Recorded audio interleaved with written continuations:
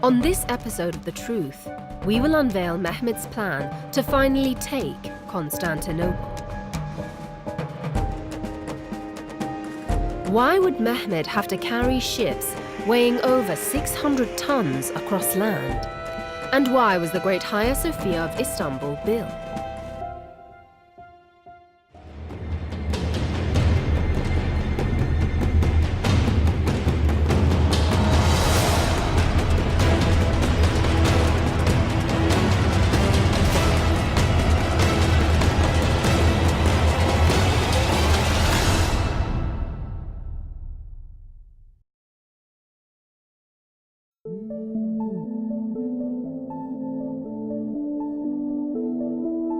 The city of Istanbul.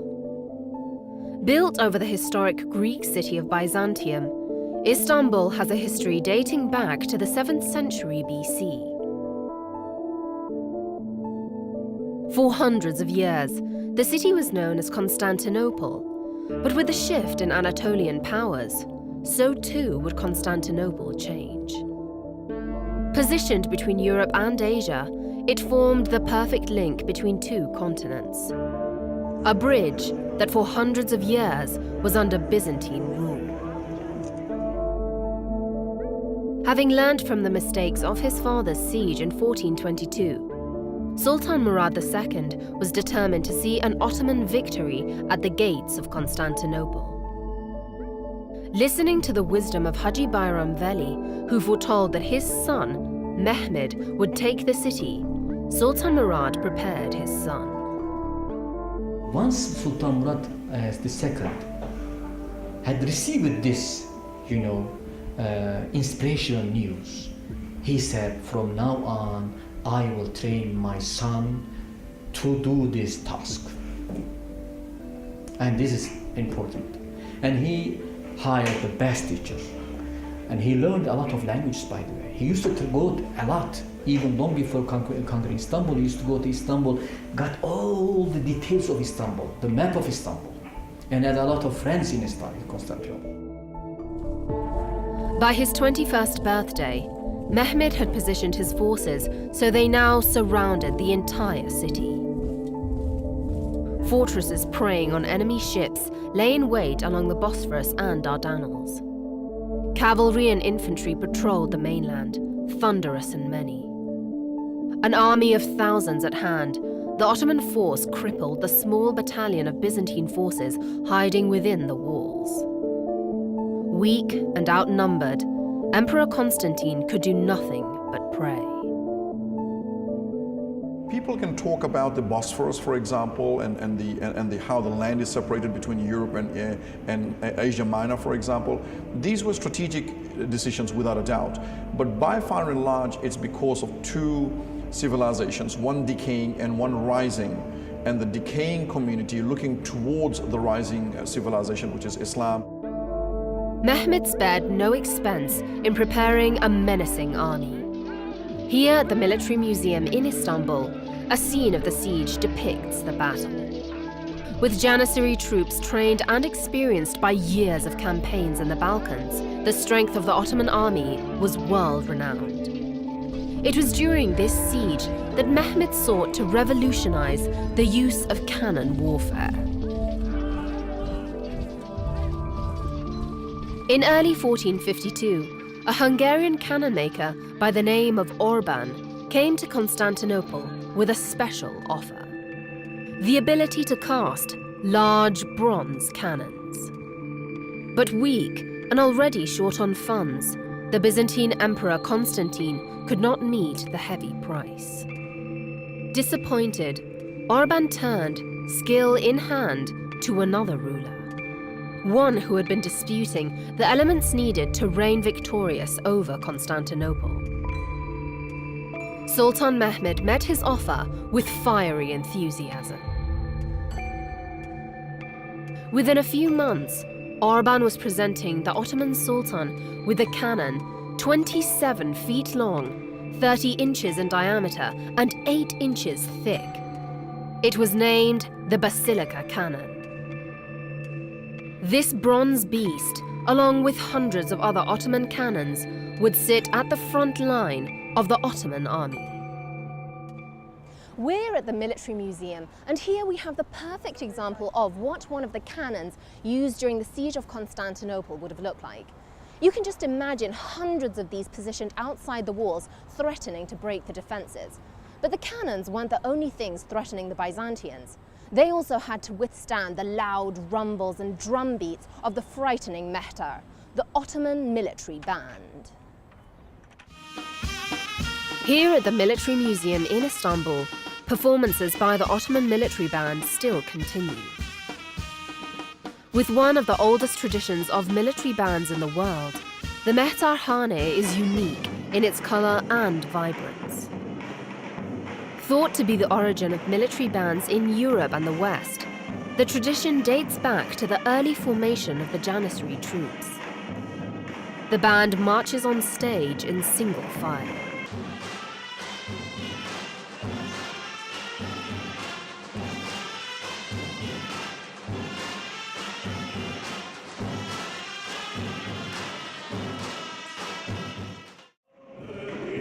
Standing in the middle of the crescent formation, leading the band, is the Chorba Jibasi. He invites the attention of the band.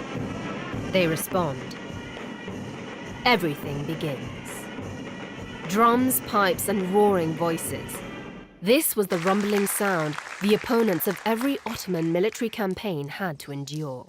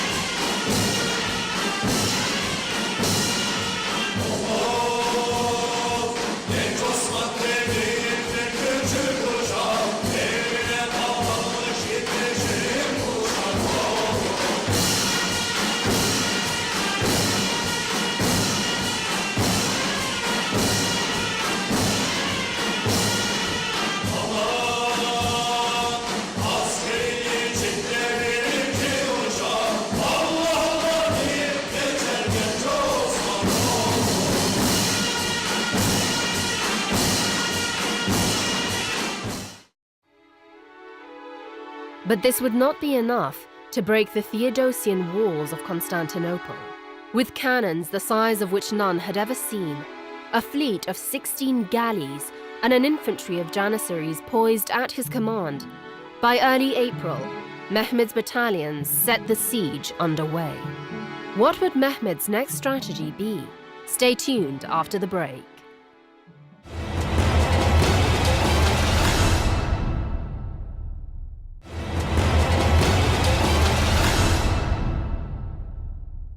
After months of pouring through historical battles and siege tactics, Mehmet was ready. 80,000 men positioned outside the Theodosian walls, cannons smoking from the front lines, and a floating armada sat on the seafront. Constantinople was surrounded. But positioned like a triangle, two sides against the sea and one side towards land, Constantinople had one weakness. Mehmet had now tactically maneuvered his forces all around the city of Constantinople. He had dominated the Bosphorus with fleets of ships and fortresses on both sides.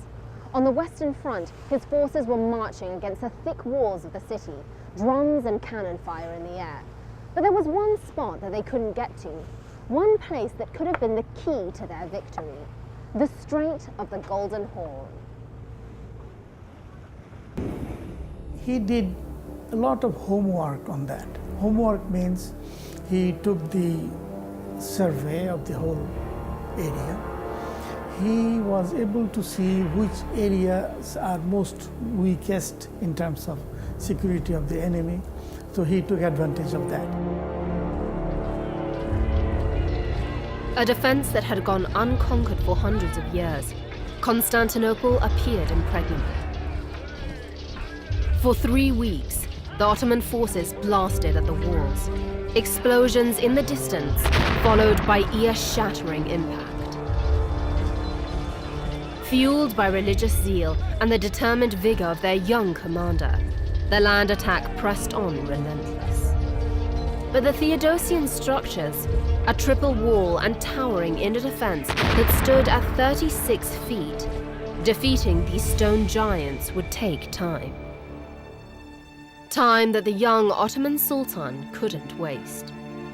Mehmet soon turned his attention to the Golden Horn. Located on the northern side of the city, the Golden Horn was Constantinople's fatal flaw. The walls along the outside of the city were thick and fortified. Only here, they were weak and weathered. But shackled off at the mouth of the strait with a massive iron chain, foreign ships were unable to enter the strategic arm. Ottoman ships drawing close to cut the iron blockade were immediately fired back by guard-dog Byzantine ships. So how would the Ottomans overcome this obstacle? We're at the Naval Museum, and it's here that they have the original chains that were stretched across the Golden Horn to keep the Ottoman fleet out. Now, these chains actually stretched for 550 meters, and each one of these iron pieces weighs up to 14 kilograms. No wonder the Ottoman fleet wasn't able to cut through this massive metal barrier.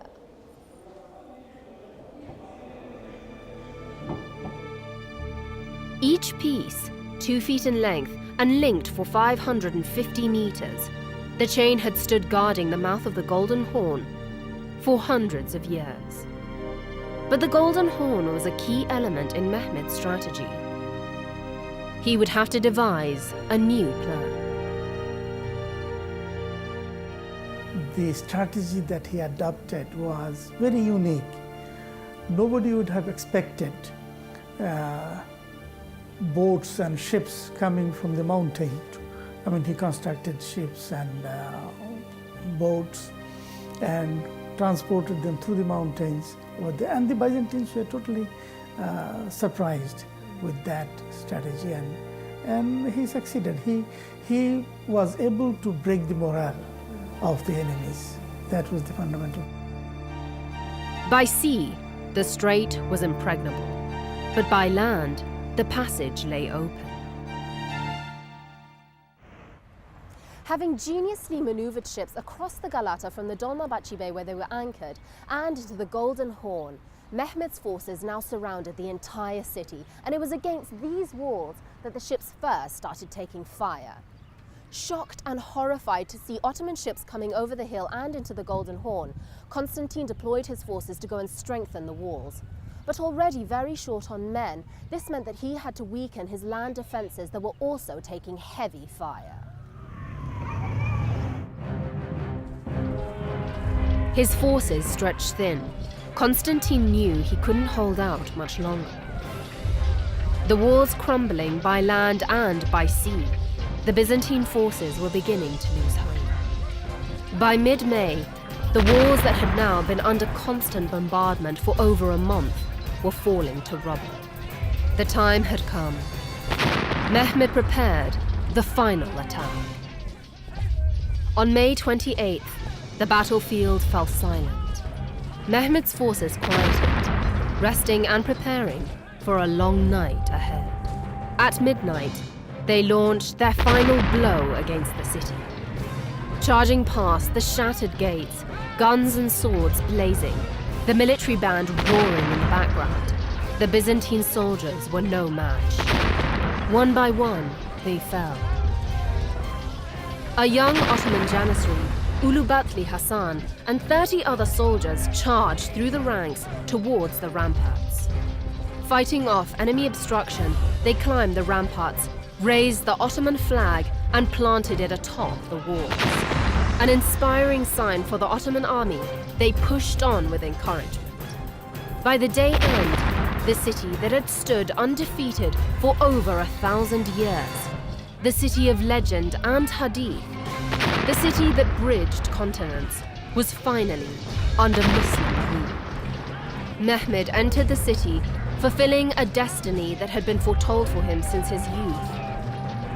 Where would his first stop be upon entering the city? Stay tuned to find out after the break.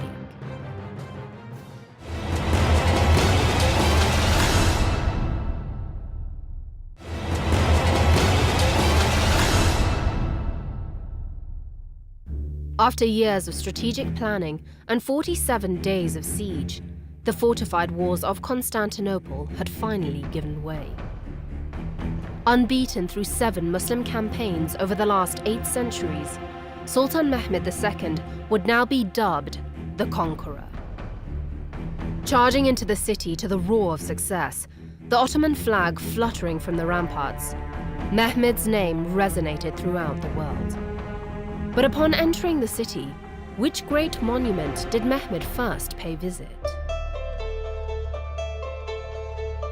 At the heart of Istanbul, surviving for 1500 years, is a building that has been the center of 2 religions. With a towering dome and rising minarets, the Hagia Sophia has been the symbol for both Orthodox Christianity and the Ottoman Caliphate of Islam. The icon of this city, the building is one of the most emblematic monuments of the early Byzantine Empire. But the building is remarkable for far more than just its grand appearance. From church to mosque to museum, there are few buildings with a history as rich as the great Hagia Sophia of Istanbul. Once Sultan Mehmet Al-Fatih had finally breached the walls of Constantinople, his first stop was this magnificent building. The once sacred church of the Byzantine Empire and Christian world would now become one of the holiest Muslim sites of the Ottoman Empire. Standing for almost 1,500 years, it now remains a beautiful symbol of the rich history of this city. A testament to the ingenious work of the Greek architects Isidorus and Anthemius, the Hagia Sophia has become the model for classical Ottoman architecture. Supported by 4 massive arches, the dome floats above the ground at 55 meters and was described by the Byzantine historian Procopius as appearing to be suspended from the heavens by a golden chain.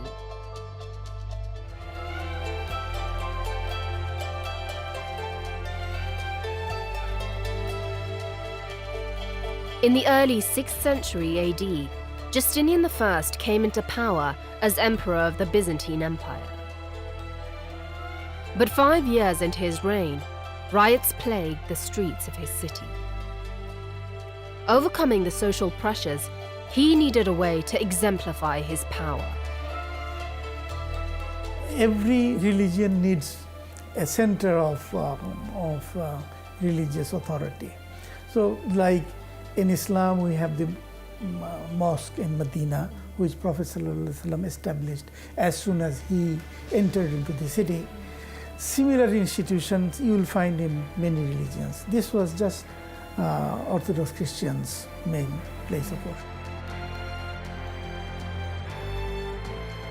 Justinian commissioned an ambitious project, crippling his treasury, but humbling all other constructions of the time. The Hagia Sophia, meaning holy wisdom, would be revered all over the known world for its astounding design. By the year 537, the building was completed. Having taken 5 years to complete, with over 10,000 men working on the structure, when it was finally finished, Emperor Justinian walked in, threw his hands in the air and said in triumph, "Solomon, I have outdone thee."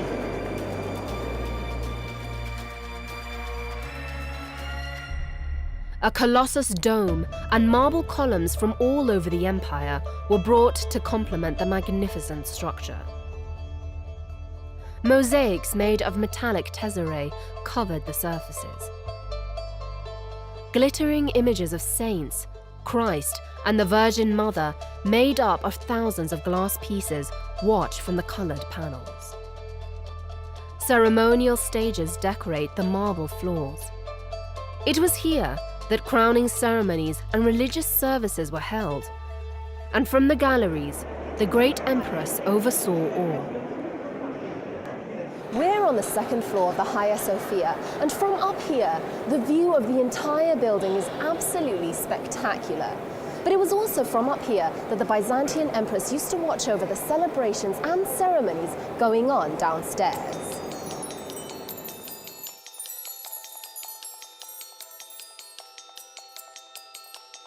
Praised from all corners of the empire, the Hagia Sophia went unmatched in splendor. But during the European Crusades, the city was sacked and much of the Hagia Sophia's design destroyed. When the Muslims conquered the city, the church was converted into a mosque and the remaining mosaics covered in plaster. Hagia Sophia or Hagia Sophia was the center of Orthodox Christianity. And of course, it was well respected by all parties. But that also was the symbol of power. It was not a normal practice on the part of Muslims to convert a religious place of worship into a Muslim religious place of worship. But in this specific case, what happened was that Sultan Mehmet felt that he has to establish the superiority of Islamic symbol, and this was a symbolic change. But when Sultan Mehmet first visited the Byzantine church, it was a glimmer of what we see today. The Ottoman army, expecting to find this legendary Byzantine monument in all its splendor, were appalled at the sight before them. They actually completely cleaned the space within 14 days, my understanding is, cleaned the entire space because this was now a place where animals were living, trees had grown inside the space. This was all cleaned. And so there was an actual transaction made that Muslims would purchase Hagia Sophia, and therefore it became a mosque from there onward. It was not actually conquered.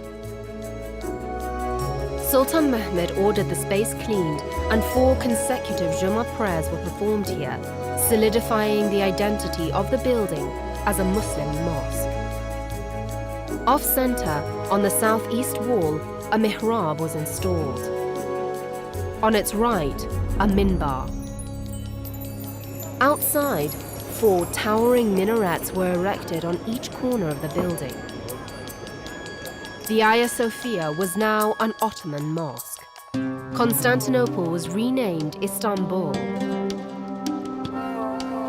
800 years after the Prophet Muhammad ﷺ's hadith, the city was finally in Muslim hands. Stay tuned for the next episode of The Truth, Islam in Anatolia.